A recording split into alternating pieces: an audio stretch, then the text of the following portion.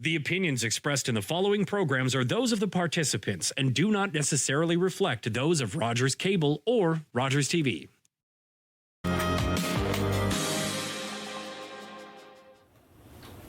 Hello and welcome to the local campaign. Rogers TV is pleased to welcome you today for the Ottawa West-Nepean riding candidates debate, a debate organized as part of the federal election taking place on Monday, April 28th. Rogers TV has invited all candidates to participate in our debate, and so today we will accept and welcome all of our candidates that we invited to share their ideas with the community of Ottawa West-Nepean. Here they are. We have number one, Josh Bizjak from the New Democratic Party. We have, Prashanta Dhakal from the Green Party. We have Glen Armstrong of the People's Party of Canada, and we have Anita Vandenbeld from the Liberal Party of Canada. So here's how the debate will unfold. We'll begin with a 60-second welcome from each candidate. Then we'll move on to question period. We'll ask a question to a randomly selected candidate who will have 45 seconds for the first answer. Then we'll invite all candidates to debate the question for 2 minutes. Following the debate, the candidate to whom we pose the question will have 30 seconds to reply. To conclude our session today, each candidate will have approximately 1 minute for closing remarks, and this time we will reverse the order. So I did say number one only because that is how the order is starting. So we'll begin with our opening statements. We drew lots to see who would address the first one. So I now invite Josh Bizjak from the New Democratic Party for your opening statement. Hello. Friends and neighbors, thank you so much for tuning in tonight, and thank you to Rogers for hosting this important conversation. My name's Josh Bizjak, and I am running to be your next Member of Parliament. I care deeply about our community. I believe that public service starts here at home. I'm the son of a refugee. My father was a refugee from Yugoslavia. My mother is the daughter of a Scottish Navy sailor from World War II. I know the importance that government plays in the roles of our lives. However, I've been hearing more and more from our neighbors that they want something better. They want a reliable member of parliament, someone they can count on, and that's exactly who I am. I've spent my life fighting for people. I've worked with Jack Layton and Ed Broadbent to get things done. After consecutive Liberal and Conservative governments, we need a Member of Parliament who will stand up for us, our families, and our community. Thank you. I will now invite Prashanta Dhakal from the Green Party for your opening statement. Hello, thank you for having us here. I'm Prashanta with the Green Party. I want to remind you that sustainability isn't just about the environment. Our entire societal framework needs to be sustainable. Our economic model needs to be sustainable, our social safety nets need to be sustainable, and our immigration system needs to be sustainable. For far too long, we've been plagued with short-term thinking. During the pandemic, we overstimulated the economy. That created a labor shortage. And then we massively increased immigration to fight the labor shortage. Now the labor shortage is gone, but the housing crisis caused by it persists. Every time we fought a fire, we started another one. Sustainable progress is much easier in the backdrop of a stable and a predictable society. Let us build a stable and a predictable society in which we are not constantly fighting fires, even in the face of unknowns, in which we can plan 10, 20, and even 50 years into the future. Thank you. Thank you. I now invite Glen Armstrong from the People's Party of Canada for your welcome. My name is Glen Armstrong, the People's Party of Canada candidate, and I'd like to welcome everyone. First, I'd like to say that my parents' generation, they own their home.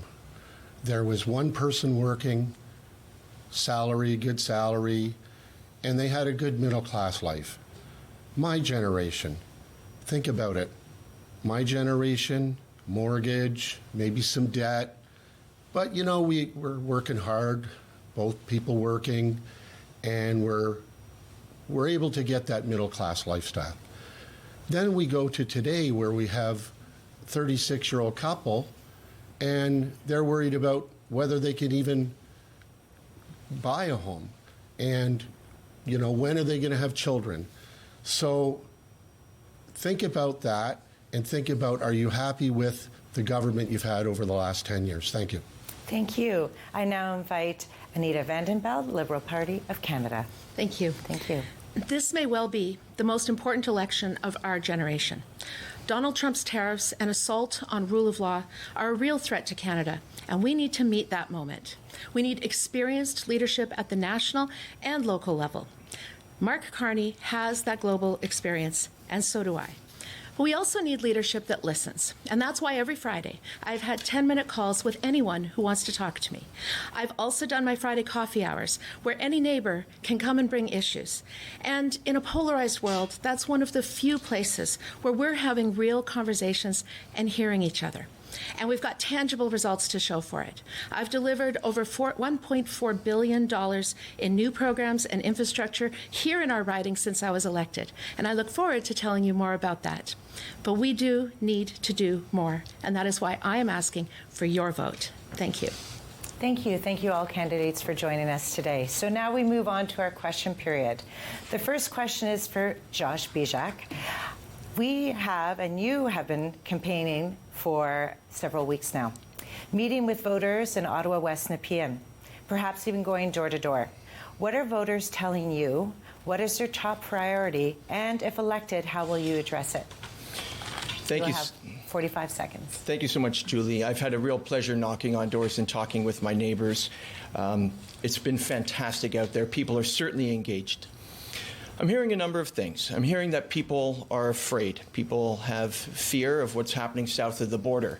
And it doesn't help when another political party keeps stoking that fear. We also hear people are suffering from the affordability crisis. The rising costs of living have gotten out of control, and we have a Liberal government who's been here for 10 years while things have gotten worse. The prices of housing has gotten worse. The price of rent has gotten worse, and the price of groceries have gotten worse. We can fix that. It takes political will. Thank you. I now invite all candidates to have their comments. I think that the ballot box question that I'm hearing at the doors is, you know, we have only so much resources to take care of our infrastructure, our immigration. We need to have that conversation. We need to have a moratorium for a couple of years on permanent residency so that we can absorb and take care of the people that we have. It's putting a strain on our housing, it's putting a strain on our transport, and so on.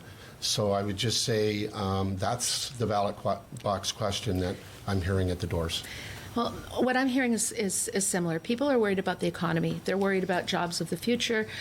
They're worried about the Trump tariffs and what effect that's going to have.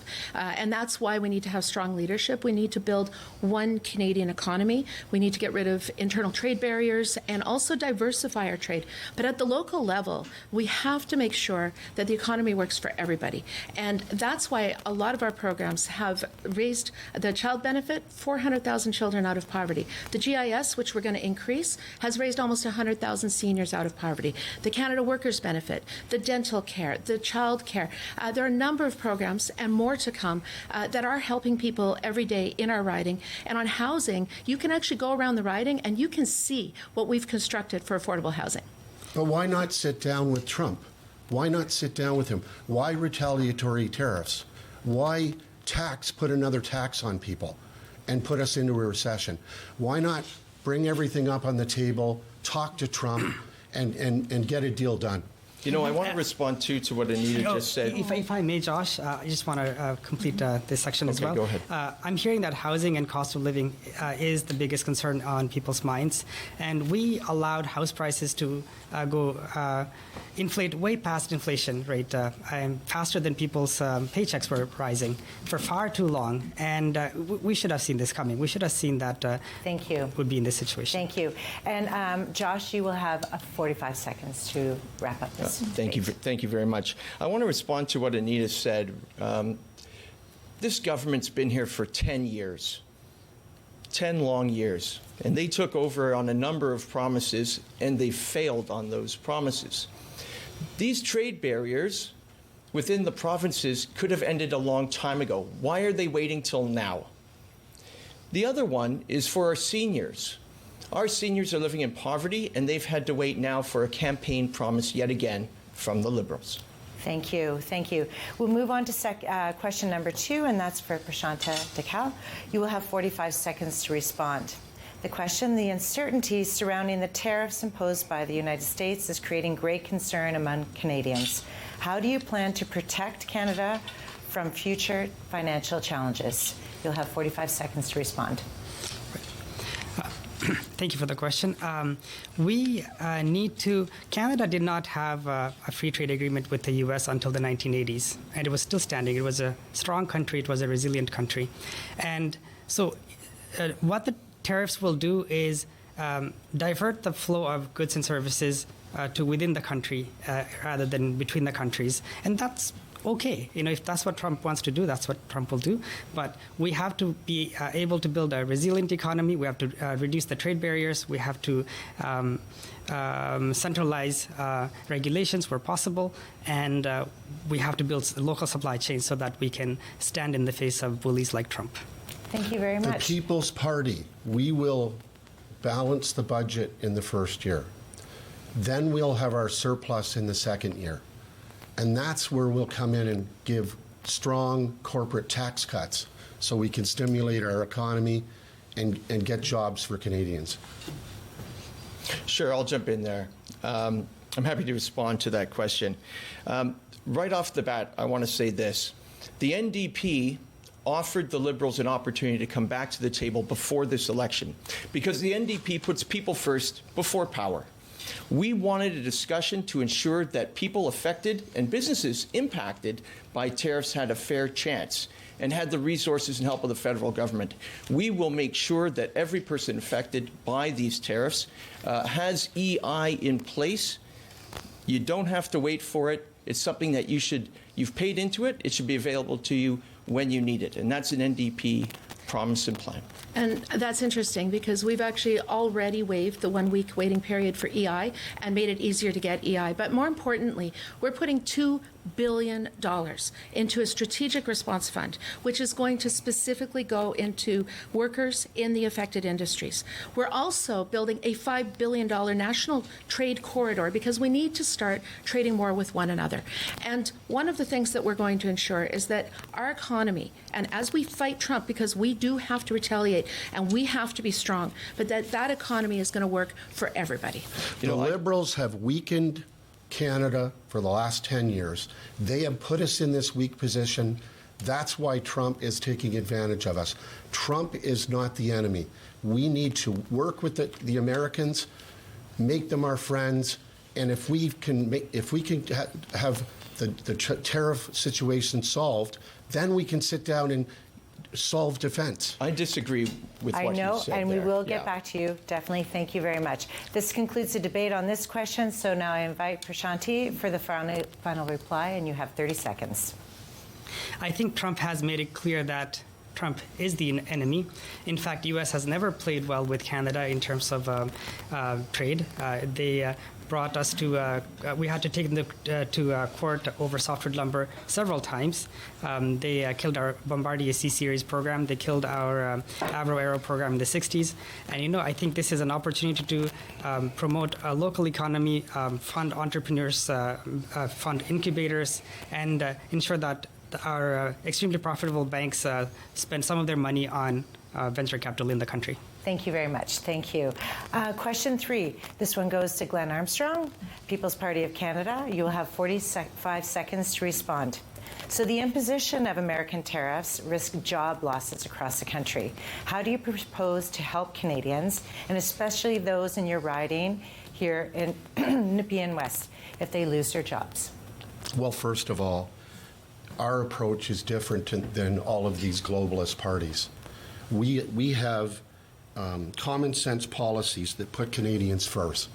We are for the sovereignty of our country, and I think it all starts with just recognizing that the Americans are right below us there. And if we can work well with them, we can solve these tariffs problems. It's going to come up in 2026 anyways. Let's do it now. Maxime Bernier is an experienced leader, and he can sit down with Trump. He can bring everything onto the table, and including supply management, the automotive industry. Get it solved. Thank you. I think that our relationship, both our economic and our security relationship with the United States is forever changed. And we do have to be strong. And one of the things that we've already done, as I mentioned, was we're going to be looking after workers, and we're going to make sure that no region in the country is taking more of the burden. But last time we went through this threat, our government actually met the threat and came out with a better deal. We know how to do this. And one of the things that we need to do is continue to diversify our supply chains and our international trade. Last time, our trade with the U.S. was about 80%. Now it's gone down to 70%. And we've already lifted 39 interprovincial trade barriers that are in the federal government, and we're committing to work with the provinces to eliminate all of them by Canada Day. I'd like to jump in here and just say that, we've been waiting for the Liberal government to act on this for many years. What's been the holdup? Why wait on strengthening our relationships with our global trading partners? Why don't we already have the infrastructure in place that's required to get our resources to market? I think it's shameful that we're now in an emergency situation and people are terrified. The best thing we can do is to radically decentralize government. They've blown up government and made it a big elephant. We need to downsize government, decentralize it, and let provinces do what they do. That's the best thing we can do for our people and for jobs. I just want to give think, Prashanta a second to say something. I think it seems that PPC thinks they have Trump figured out, but I don't think that is the case. Trump is difficult to figure out. Having said that, he's made it pretty clear that he wants to build an insular economy, and he doesn't want Canada to be part of it. And so we should make no mistakes that he's not on our team. We're the only country in the world that has trade agreements with all the other G7 countries. That's something we did, and we renegotiated NAFTA better than it was before. We know how to do this. Thank you. This concludes the debate on this question, so I now invite Glen Armstrong for your final reply for 30 seconds. So I'd say the best thing we can do is reach a fair deal with Trump. We need to radically decentralize our government. They're bloated. We put it to the provinces. That's how the Constitution was designed. It wasn't designed to have a big bloated federal government. That will also ensure that we don't have Alberta, Quebec, maybe having a referendum and wanting to separate. This will unify us. Thank you very much. Thank you. Question number 4. I will continue with another question that matters to many people in the National Capital Region. This one goes to Anita Vandenbeld. Thank you. You will have 45 seconds to respond. So the question is, should we expect a reduction in public sector employment if your party wins the election? What adjustments does your party propose for the public sector? You have 45 seconds to respond. Well, thank you. And this is one of the most important questions. And we know that public service jobs in our community are some of the best jobs, and they have long-term stability, and we need to show respect for public servants. One of the things that we have asked in the last few years was for departments to find 1% per year, not from staffing, but so that they can see things like, for instance, maybe there's some things that can go on Zoom instead of being done in person. But one thing we will not do, and that's what Pierre Poilievre has said he will, is slash the public service. I will fight not only to make sure that we're not cutting the public service, but that there are on-ramps for young people in our community to be able to get those really important public service jobs. Thank you. Thank you. I'll open the room for 2 minutes. One thing that I would focus on is we need to get back to hiring people in the public service through meritocracy.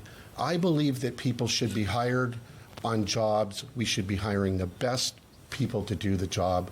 So meritocracy across the board in Canada, I think, is a very important aspect. I don't think that we should be trusting the Liberal Party to not cut jobs. I've already spoken with people who work in the public service who are afraid of losing their jobs. I spoke with a gentleman who worked for the CRA, and he's just recently lost his job. I'll also add this, that Mark Carney, since becoming the Prime Minister, has gotten rid of the Ministry of Labour.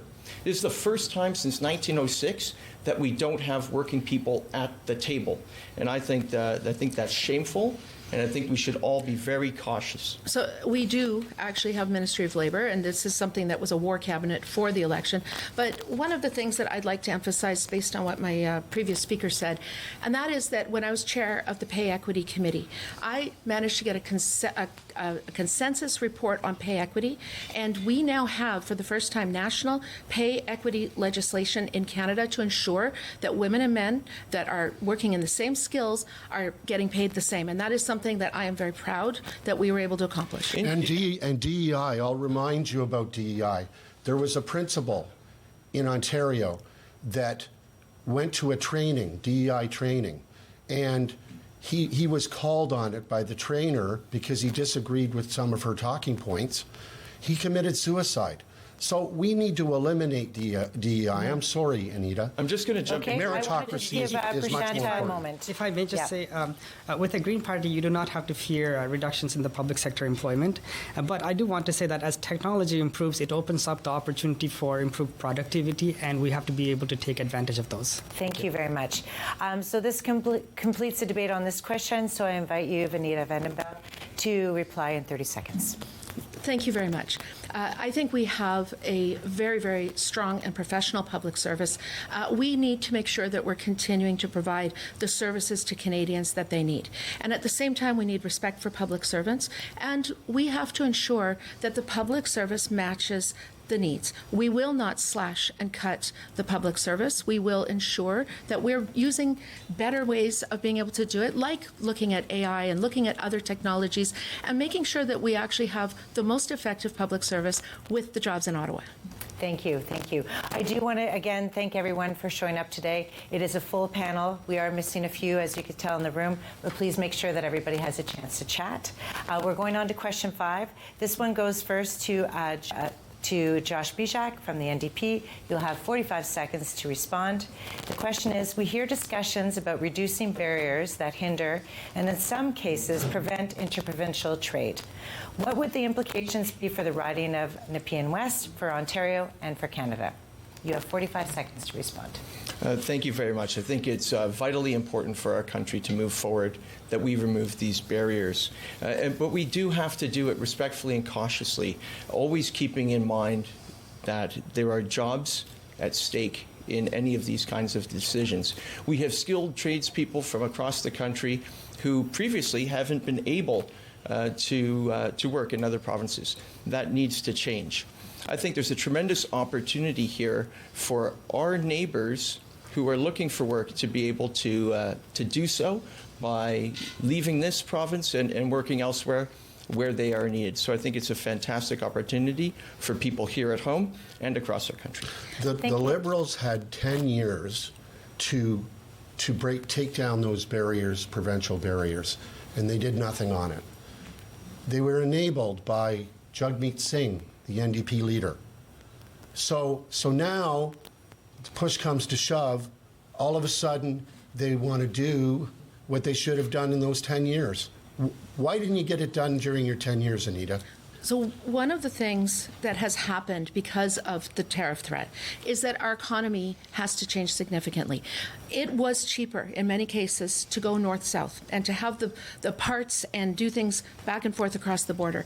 Right now, there's a tremendous incentive. We've already reduced 39 federal interprovincial trade barriers, but what we're doing now is we're sitting down with the provinces, and there is a very big crisis right now that is going to lead to a change, and we're meeting the moment. And that's one of the things that we're planning to do, is not just the barriers, but create a trade diversification corridor fund so that we can get those trains and those airports and those ports and make sure that we can have trade, including high-speed rail between Windsor and Quebec City, which is going to go right here through Ottawa. You're putting tax, a retaliatory tax, which is another tax on Canadians. Canadians are already struggling, and we're going to go into recession. What lower interprovincial trade barriers means for people of Nepean is that if we have a company locally that produces some good better than others, let's say in Quebec, they will have a new market that they can expand to. And likewise, if there is a company that makes something really well in Montreal, we will have access to those products as well. Thank you. That is all well answered. That concludes the debate on this question. But Josh Bizjak, you have 30 seconds to wrap up this debate. Sure. I want to add on to what Anita had mentioned there about a corridor through the country. This is not a new idea. In fact, the last conversation that I had with Jack Layton in 2011 was about doing exactly that. That's something that New Democrats have been wanting for many years, and we've had consecutive Conservative and Liberal governments dragging their heels, and now we're in a situation where it isn't available to us. We don't have it as a solution, and I fear that it may not get done in time. Thank you. Thank you very much. Question number 6. This one goes first to Prashanta. You will have 45 seconds to respond. The question is, the demand for affordable housing is very high across Canada. How will you help your citizens achieve their dream of home ownership? You have 45 seconds to respond. So housing is most people's biggest expense. We should never have allowed housing to get this expensive. Housing was growing faster than inflation for a long time. It's not a new problem, although it got exacerbated in the last few years due to unreasonably high immigration levels. What we need to do is tackle this problem from both ends, from the supply side as well as the demand side. And where government has already taken some action on the demand side. And on the supply side, we need to be building more homes at the end of the day. And we need to make them more affordable and we have to incentivize people to own their home rather than purchase for rental. Thank you. We're the government that has legislated housing as a human right. We had a $72 billion national housing strategy, including the Rapid Housing Initiative and the Housing Accelerated Fund, $176 million to the City of Ottawa. But we have to do more, and that's why we're going to create Build Canada Homes, and we're going to have prefab housing like they did after World War II. If you go around the riding and you look at Anna Street and you look at Normandy Crescent and you see all those post-war houses, those were built very quickly, and we're going to do that to build 500,000 new homes, but we've already built them. If you go to the Carlington Community Health Center, we built affordable seniors housing on top of that community health center so that seniors can have all of the needs met just by going down the elevator. We created new family housing at Michelle Heights. We've worked with Nepean Housing to restore and create new housing through Nepean Housing. If you drive around the riding, you can see it. There's a number of projects underway, including housing for those with addictions and mental health under SALIS, and you can already see it. We're going to keep on doing it, but we're going to accelerate it because people need homes now. Mr. Carney, with his prefab homes, he's saying the word home, but it's not your dream home. It's probably a rental unit, and he will probably be the landlord. Then you got, Popeye Polyev, who wants to put Hong Kong-style high-rises around transportation hubs, sure, but again, he says nice, beautiful homes with a flag and paychecks, but is it really a home or is he the landlord? I think it's unfortunate that the question was dodged there by our incumbent. The reality is that mortgages have been raised by over $1,000 a month over the course of the last 10 years that the Liberals have been in government. Mortgages are out of reach for most Canadians. They are mortgaging their futures trying to afford a home. Thank you. That concludes the debate on this question, but I will now invite Prashanta for the final reply in 30 seconds. For all the Liberals have done, a housing cost has increased, and that's the reality. And we have to acknowledge that there is an increasing housing cost, and it's putting a strain on middle-class families in the country. And that's the reality, but let's not dodge that part. And I also want to say the plan to more than double housing starts in the country, okay, fine. In 5 or 10 years, we might be able to meet the demand for housing. But we'll have hundreds of thousands of new construction workers. Do we have a plan for them? Will they be jobless after 10 years? We have to also think about that. Thank you, Prashanta. Question 7. This one goes to Glen Armstrong, People's Party of Canada, who will have 45 seconds to respond. The Canadian Medical Association estimates that 6.5 million Canadians do not have a family doctor. What measures will your party take to resolve this shortage and ensure that all Canadians have access to health care? You will have 45 seconds to respond. This situation with health care defines us against the other parties. We want to put healthcare into the hands of the provinces. The way we plan to do it is to, at the federal level, eliminate the GST. That's about 500, don't quote me, 500 billion. And then at the provincial level is around the same number. We eliminate the GST. We open up it up to the provinces, and we let them do the job on healthcare. It is their jurisdiction. Thank you. Thank you.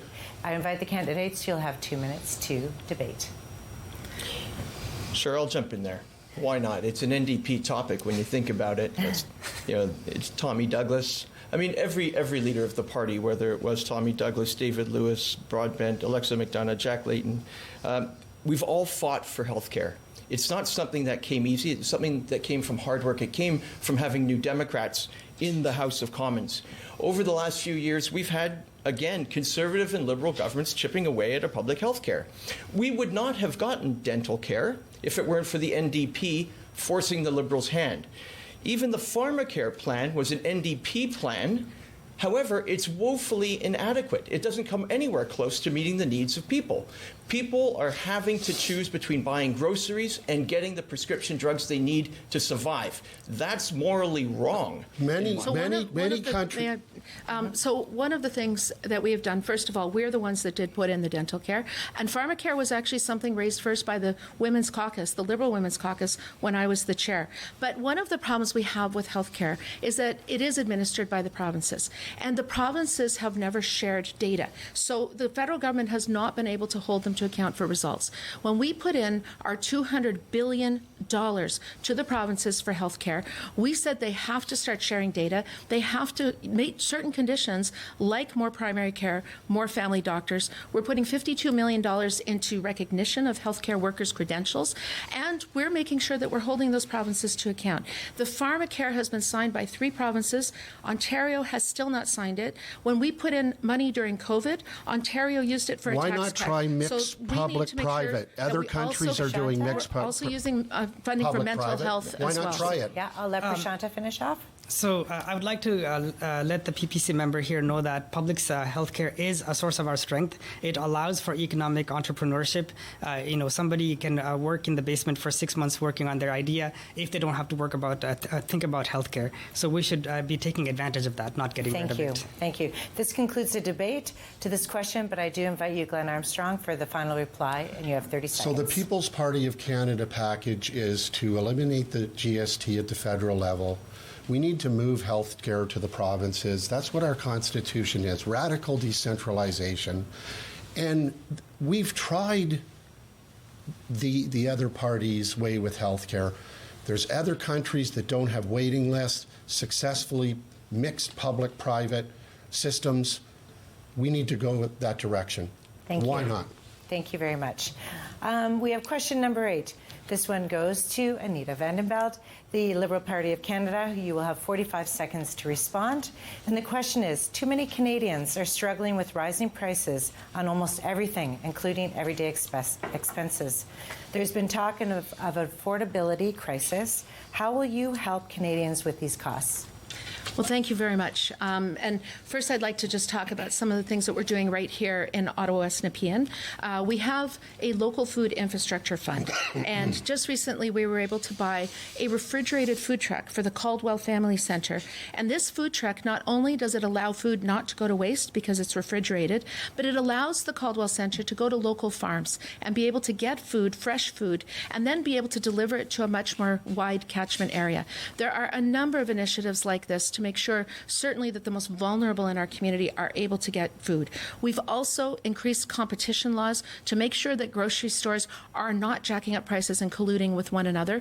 And up until the Trump tariffs, our wages were actually outpacing inflation. But we need to do more, and that's what we're doing. Thank you. I will open the floor to all the candidates who would wish to answer the question and offer their points of view. If we focus on a couple of elements, we have a lot of homeless.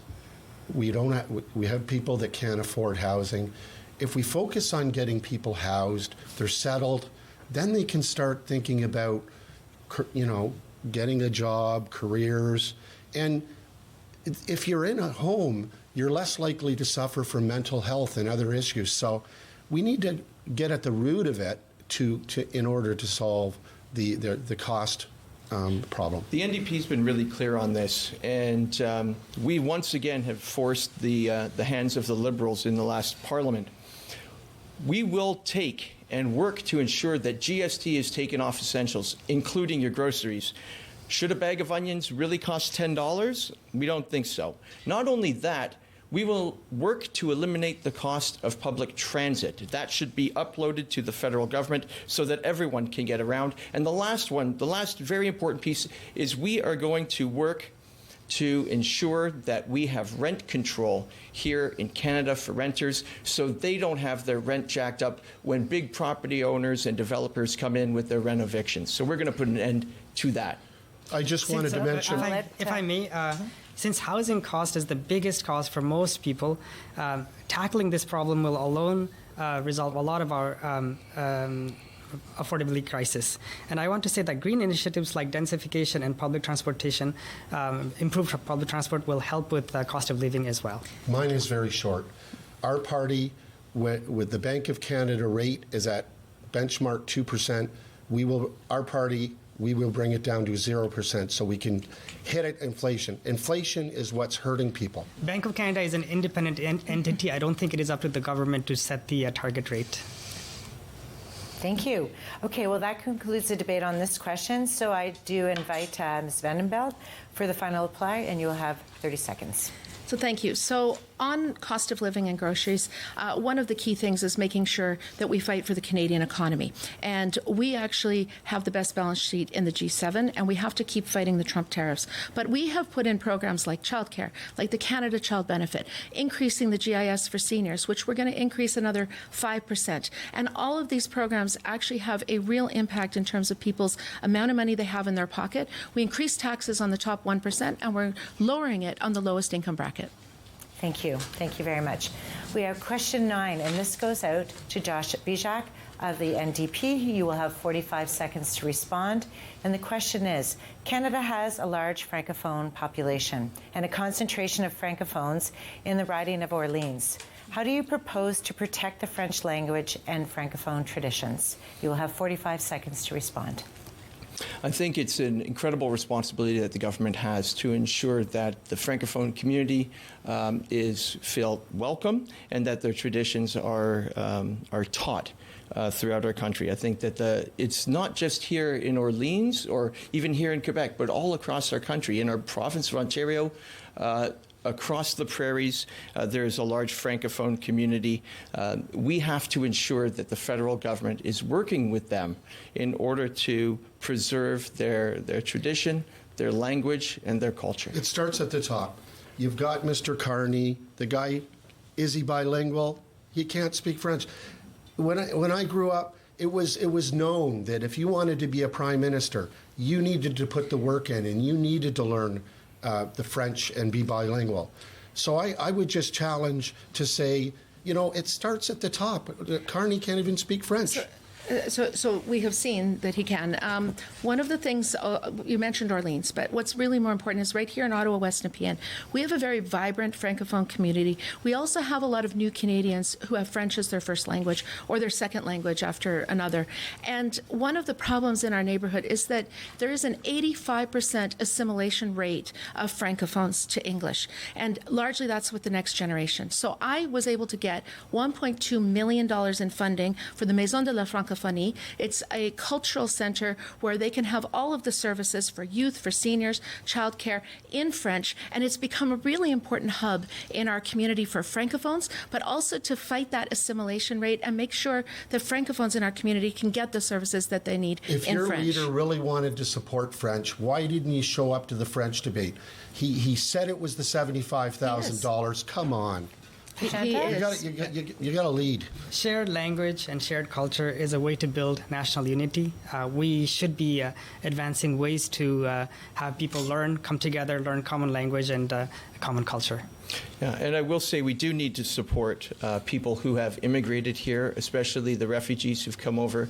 I have had the pleasure of meeting with recent immigrants and refugees whose first language is French. We need to support them, ensure that they are also able to transfer their skills, the ones that they are bringing from their home countries to Canada. We have an opportunity here to support them, their culture, and their language. And we also need to make sure that we are supporting Radio-Canada, which tells the stories of Francophones and tells the news. And that Get is rid of something that CBC. we're putting $150 million a year in CBC and Radio-Canada. Thank you. Thank you. I will give you the last 30 seconds to wrap up this debate. Josh Bizjak. I think the federal government has a very big role to play here. As the candidate to my direct left just mentioned, there is an opportunity here for national unity. Too often we see divisive politics come into play, trying to divide us. It's a shame that we have seen it under the guise of, I guess you could say, expediency. The fact is that language can and does bring us together. We need to embrace it, encourage it. Thank you. Thank you very much. Our last and final question will go to Prashanta Dhakal from the Green Party. You will have 45 seconds to respond. And the question is, climate change and its effects are an important issue for Canadians. How do you propose to address climate change in Canada? You will have 45 seconds to. Thank you. First of all, I would like to say that the Green Party would have liked to meet the Paris Agreement, but we have veered too far off track, and we committed to a 30% reduction from 2005 levels, and we are currently around 7% below those levels. Environmental stewardship doesn't have to come at the cost of economy. We have sufficient battery supply around the world for every car to be a hybrid. We can incentivize the manufacturing of those cars here. Solar and wind are already the cheapest form of way to generate electricity around the world. And in the wake of Trump tariffs, we should be building heat pumps to soak up aluminum and steel supply in the country. Thank you. So that we not only are we on track to meet the Paris targets, but we've actually now set the goal even higher. So the Paris targets were 35% below the 2005 levels. We're on track for 34%. And when we took power, it was only 9% that we were on track for. But now we're increasing that goal to 45 to 50% by 2035. But right here in Ottawa West-Nepean, I've been working with local environmental groups and with the local communities to try to restore the wetlands at the D&D campus. And not only were we able to do that, it has now brought 17 different species back, and it's providing a carbon sink. But more importantly, we've had 2 1-in-100-year floods here, and it's actually absorbing floodwaters like a sponge. We need to take those natural climate solutions nationally. We need to keep on working on converting to green energy. We're going to continue the retrofit program, the green buildings, so that people can actually do it in their own homes. And we're going to continue a price on carbon for the industrial emitters. Thank you. It is uncertain, the science. It is certain that these programs to take care of carbon emissions. It's not uncertain. It's not uncertain. Climate change is real. And I'll it's fact and it's science. Yeah. My final point is we need to develop our resources. That's our strength. These guys, all they've done is kill pipelines. We have countries that want our resources. If we want to be if we want to provide a strong standard of living for our people, we need to start developing our resources. I need to jump in here real quick, because in the last 10 years, we've actually been last in G7 nations in carbon reduction. I also want to add that in 2015, Justin Trudeau promised that he would buy and build no pipelines. In fact, he bought. One of the first things he did was the Trans Mountain pipeline that was supposed to cost $7 billion, but has ballooned to over $30 billion. All they do is kill pipelines. That's all they do, these Liberals. I will actually give you another minute to discuss, because I know that each of you are sort of interrupting each other, so I will let you go ahead. Okay, just my last point, and then I'll cede to the rest. That CO2 is, I'd like to ask these other candidates, is it a pollutant?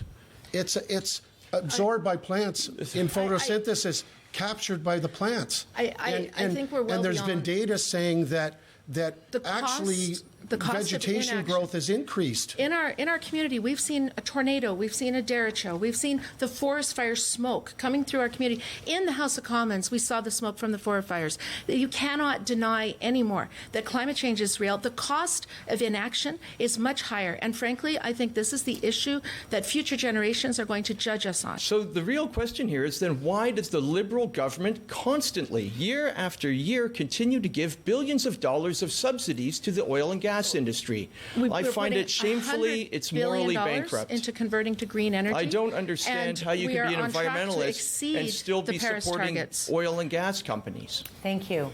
And I will conclude the debate on this question, but I do invite you, Prashanta, for the final reply, and you'll have 30 seconds. I didn't interject because I had the last 30 seconds Yes. anyway. First of all, I want to say that the science is settled. Carbon dioxide is a greenhouse gas. We know how it works. We've known it for more than 100 years. It's like, if you have one blanket, you're cold, you might add another blanket, but if you add a third blanket, you might be too warm. It's not much more complicated than that. CO2 is not a pollutant in small quantities, but at large quantities it is. It can make you nauseous, but more than that, it can warm up the planet and destabilize the climate. Thank you very much. And we do actually have question for, we have time for one more question. Yes. And I will let the opening remarks go to, yes, to you. Yes, thank you, Mr. Armstrong. And it's just about the LRT. The LRT has been a big topic. The LRT has definitely been a big topic in the Ottawa West-Nepean riding. So I will let you and start the debate on what is your party going to do to move this forward. Well, I think that we are making progress in that element. The federal government is stepping up to the plate and starting to fund transportation. And it's very important to do it because we do need to have more houses built and around transit hubs for convenience for our people. And but we need to push for the federal government to take over in that aspect. Thank you. Thank you very much for starting that. Go ahead.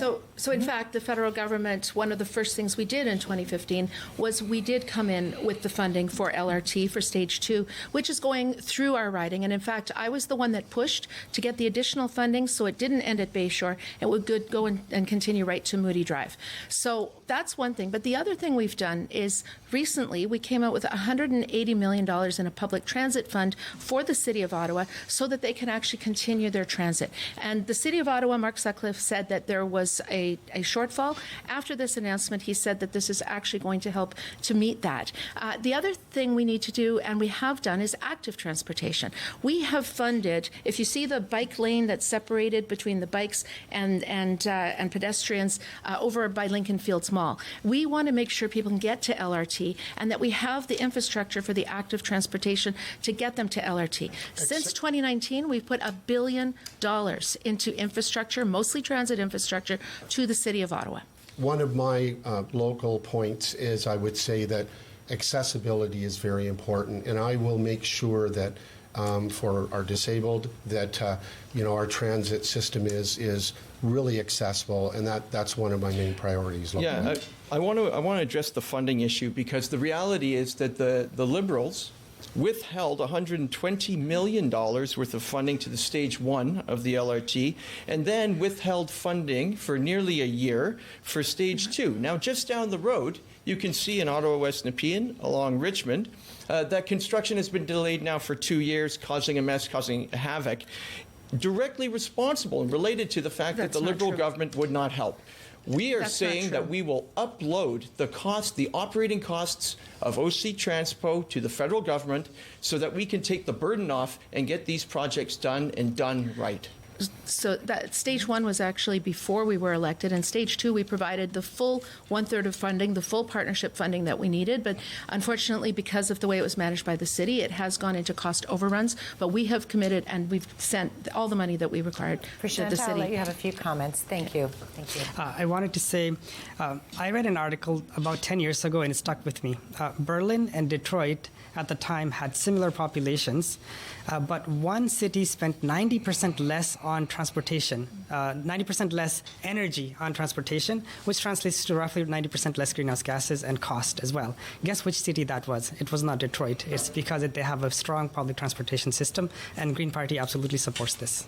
Thank you. Thank you very much. Then to wrap up the debate, Glen Armstrong, I'll let you have 30 seconds for the floor. So with the transportation, our former prime minister who liked photo ops, he came out with this fast train photo op.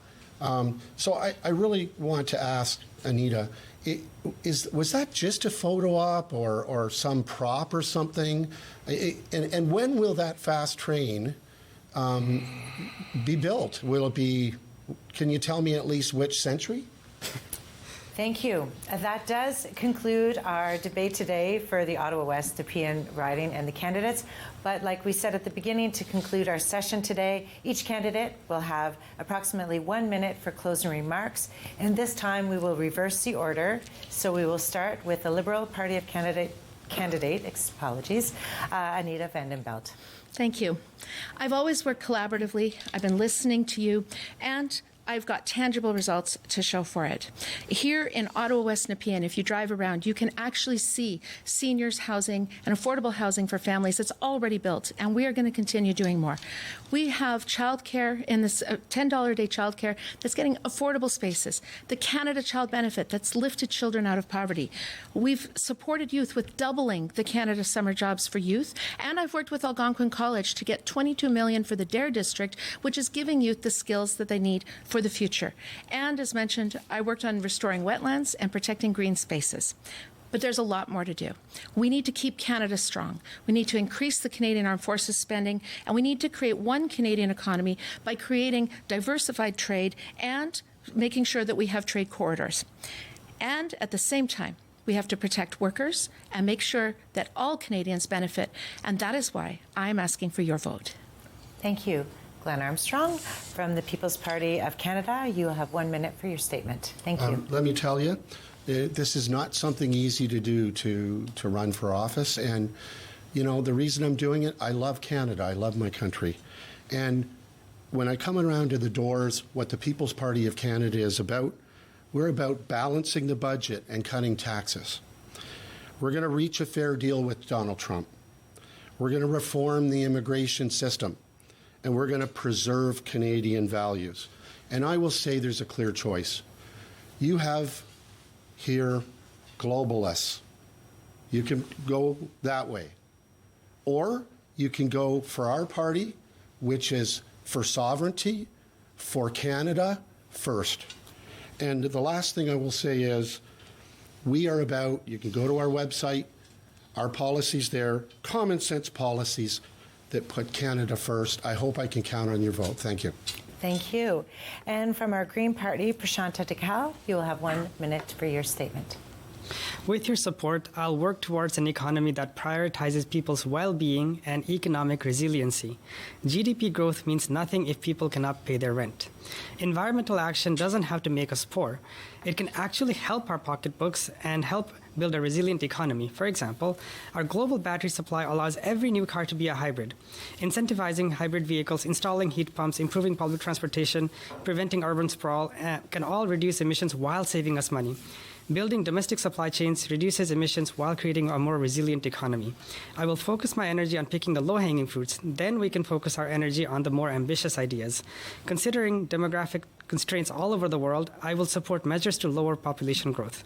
I will support the working poor and the doers of society to build a strong, enduring Canada. And that's why I seek your support. Thank you. Thank you very much. And last but never least, NDP candidate Josh Bizjak, you'll have 1 minute for your statement. Thank you so much. And thank you so much to you at home for joining us tonight and participating in the democratic process. The election we have ongoing is one of the most important in a generation. And the question you have would be much different if the Liberals had kept their promises in 2015 and gave us the electoral reform that we all voted for. But that didn't happen. And so now we have returned to the status quo where people are being told they have no choice and they have to vote for the Liberal Party out of fear of the Conservatives.